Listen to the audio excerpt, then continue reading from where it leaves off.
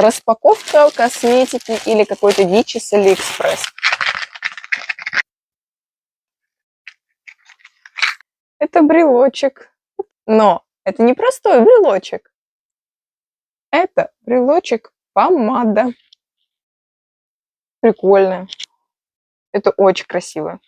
Надо подумать, на какую сумку мне это повесить. Вот это вот. Такая розовая коробочка милая.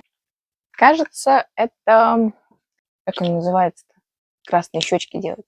Румяна. Румяна, да? Вот такие же. Ну, если меня не высыпет, то все хорошо. Урурур. Да, это помада в форме зайчика. Этот зайчик очень крутой. Ой, пахнет прикольно.